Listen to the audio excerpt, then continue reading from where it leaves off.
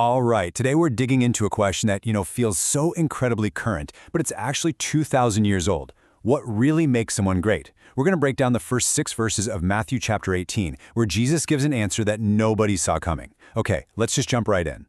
So I'll kick us off with this question from his own disciples. Who is the greatest?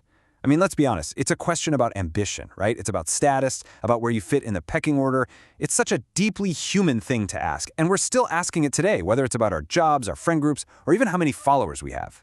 So here we are in Matthew 18, verse 1, and his disciples are basically asking, what's the org chart of heaven going to look like?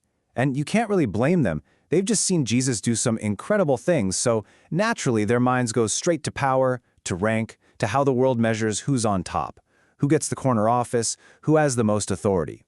But Jesus is about to completely flip that script. And this is a pattern you see in his teachings again and again. On one side, you've got the world's idea of greatness. It's all about power, authority, prestige. But on the other side, you have kingdom greatness, service, humility, and this kind of radical dependence. He just constantly takes our ideas about success and turns them completely upside down. Now, in response to their big question about who's number one, Jesus doesn't give them a name. He doesn't give them a list of things to do.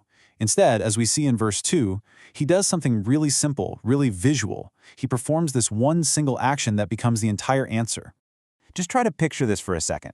You've got these grown men debating who's the most powerful, and Jesus just stops the conversation, calls over a little child, someone with basically zero status, zero rights in that society, and places them right in the middle of the circle.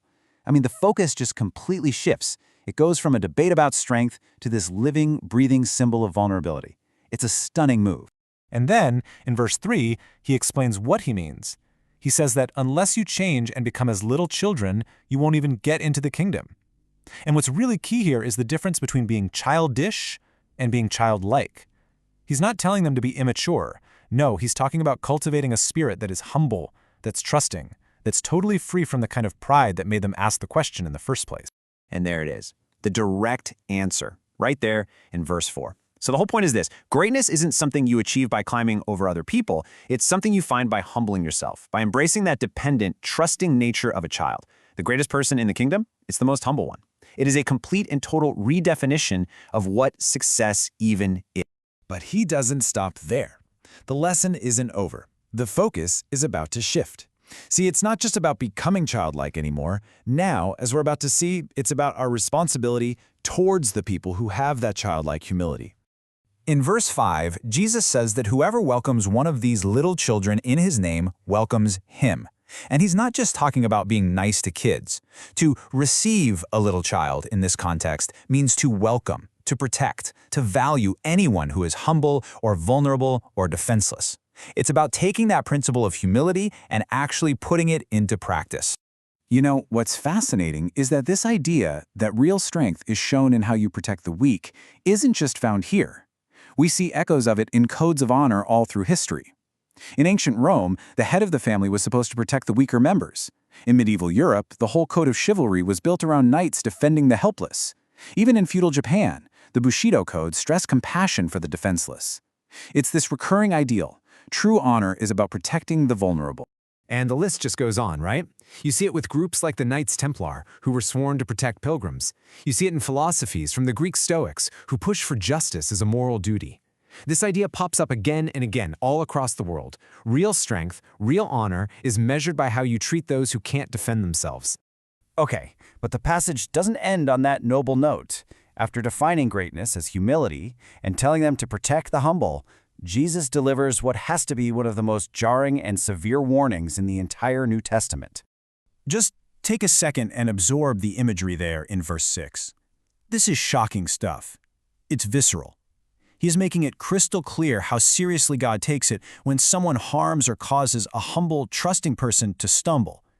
The consequence he describes is, well, it's terrifyingly final. So, to really feel the impact of this warning, you gotta know what a millstone was. We're not talking about a small rock you can pick up. This was a massive, incredibly heavy stone used for grinding grain. Some were so big they had to be turned by a donkey. Tying one around someone's neck, that was a method of execution that guaranteed you were going straight to the bottom. The sheer weight and the certainty of it, that's the whole point of the analogy. Now, It's really important to understand that this is intentional, extreme imagery. It's hyperbole. Jesus isn't literally prescribing this as a punishment. He's using the most shocking metaphor he can think of to communicate the absolute, dead serious gravity of the offense. The message couldn't be clearer. This is how much it matters to God that the humble and vulnerable are protected. So let's just put all the pieces together. The whole passage has this really clear, logical flow. It starts with that very human question, who's the greatest? The answer comes back, the one who is the most humble. That answer then creates a responsibility, protect the humble. And it all ends with this incredibly stark warning. Harming the humble is one of the worst things you can do. It's a powerful, tight, cohesive message. And that leaves us with a pretty big thought to chew on. If this teaching is true, if humility, not power or fame or money, is the real measure of greatness, then how does that challenge the way our world today measures success and status and what a person is ultimately worth? That's definitely something to think about. Thanks for joining us for this explainer.